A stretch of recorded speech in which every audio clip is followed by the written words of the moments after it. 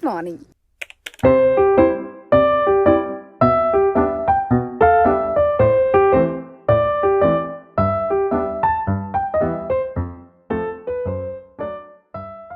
അപ്പോൾ നിങ്ങൾ തമ്മിൽ കണ്ടപോലെ തന്നെ I'm going to meet my boy friend.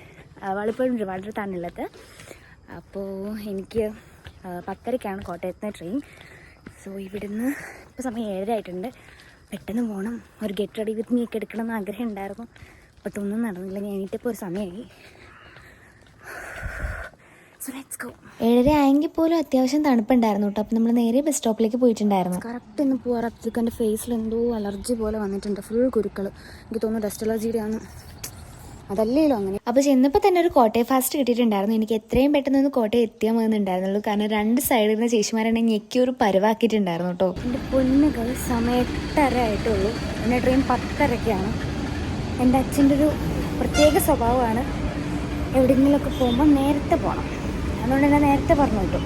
ഇനി എന്താ, ഞാൻ റെയിൽവേ സ്റ്റേഷനിലേക്ക് വായി വിളിച്ചിരിക്കണം. ഇതാ പറഞ്ഞത് ശരിയാണ് കേട്ടോ. കാരണം അച്ഛന് ടെൻഷനാണ് ഞാൻ തന്നെ പോകുമ്പോൾ ഒന്നെങ്കിൽ ട്രെയിൻ മിസ്സായാലോ അല്ലെങ്കിൽ ബ്ലോക്ക് കാരണം ബസ് വല്ലതും ലേറ്റ് ആയി പോയാലോ എന്നൊക്കെയുള്ള ടെൻഷൻ കൊണ്ട് തന്നെ രാവിലെ എന്നെ പറഞ്ഞു വിട്ടിട്ടുണ്ടായിരുന്നു.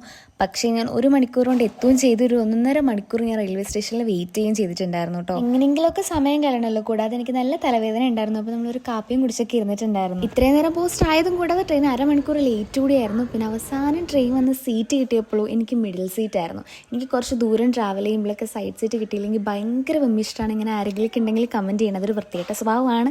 എന്നിരുന്നാലും എനിക്ക് ഭയങ്കര അസ്വസ്ഥതയാണ് കേട്ടോ.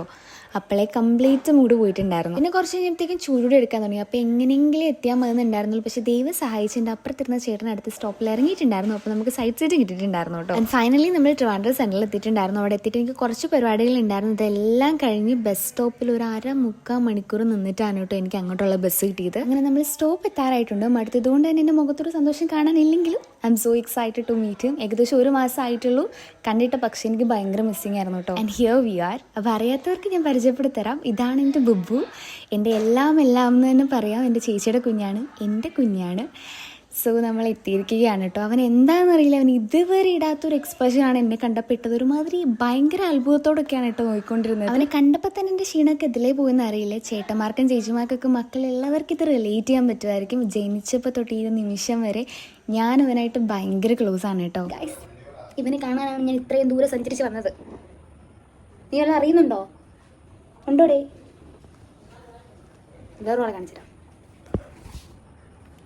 നമുക്ക് കുളിച്ചിട്ടൊക്കെ വരാൻ ഗൈസ്. മടുത്തു അല്ലേ? ഉറക്കം വരുന്നല്ലേ? യാത്രയും കൂടി കഴിഞ്ഞുകൊണ്ട് വന്നുകൊണ്ട് തന്നെ രാവിലെ തന്നെ എൻ്റെ മുഖത്ത് കുഞ്ഞു കുരുക്കളുണ്ടായിരുന്നു. പൊടി അടിച്ചിട്ടാണെന്ന് എനിക്ക് തോന്നുന്നത്. അലർജി ആണോ ഇനിയിപ്പോൾ ചൂടിൻ്റെ ആണോ ഒന്നും എനിക്കറിയില്ല. അതിപ്പോൾ നല്ല കൂടി കുറേ കുഞ്ഞു ചൂടുകുരു പോലെ എൻ്റെ മുഖത്ത് വന്നിരിക്കുകയാണ്. എനിക്കറിയില്ല. ഞാനത് ഇങ്ങനെ തൊട്ട് എനിക്ക് നീറാൻ തുടങ്ങിയിട്ടുണ്ട്. നമുക്ക് കുറച്ച് ഐസ് ക്യൂബ്സ് ഇട്ട് കൊടുക്കാം. ശരിയാവുമെന്നൊന്നും അറിയില്ല. എന്തായാലും പരീക്ഷിച്ച് നോക്കാം. എല്ലാം ഒരു പരീക്ഷണമാണല്ലോ. ഇട്ട് കൊടുത്തപ്പോൾ ഞാൻ നല്ല റിലാക്സ്ഡ് ആയിട്ടുണ്ടായിരുന്നു കേട്ടോ. പിന്നെ നല്ല സുഖം ഉണ്ടായിരുന്നു. പിന്നെ കുറച്ച് കഴിഞ്ഞപ്പോൾ അത് കുറഞ്ഞിട്ടും ഉണ്ടായിരുന്നു കേട്ടോ. കുറച്ച് പൊടി അടിച്ച് കഴിഞ്ഞാലോ, കുറച്ച് യാത്ര ചെയ്ത് കഴിഞ്ഞാലോ, പിന്നെ കുറച്ച് ചൂടടിച്ച് കഴിഞ്ഞാലോ എൻ്റെ മുഖം ഇങ്ങനെ പലവിധ പണികളും തരാറുണ്ട് കേട്ടോ. ഇനിയിപ്പോൾ ഇതിൻ്റെ കളികളൊക്കെ കണ്ട് ഇങ്ങനെ ഇരിക്കും കേട്ടോ. ഞാൻ എൻ്റെ ഫസ്റ്റ് വീഡിയോയിൽ പറഞ്ഞ പോലെ തന്നെ ഇപ്പോഴും എനിക്ക് ലോങ് വീഡിയോ എടുക്കാൻ അത്ര പരിചയം വരുന്നതേ ഉള്ളൂ. അതിൻ്റെ തെറ്റുകുറ്റങ്ങളെല്ലാം കാണും. എല്ലാം എന്തെങ്കിലുമൊക്കെ മാറ്റണം എന്നുണ്ടെങ്കിൽ കമൻറ്റ് ബോക്സിൽ കമൻറ്റ് ചെയ്താൽ മതി. അപ്പോൾ എൻ്റെ വീഡിയോ ആദ്യമായിട്ട് കാണുന്നവരാണെന്നുണ്ടെങ്കിൽ ഒന്ന് ലൈക്ക് ചെയ്ത് ഷെയർ ചെയ്ത് സബ്സ്ക്രൈബ് ചെയ്തേക്കണേ. അങ്ങനെ ഇന്നത്തെ പ്രസനോട് നിർത്തുന്നു. അപ്പോൾ ശരി, ബൈ ഗൈസ്.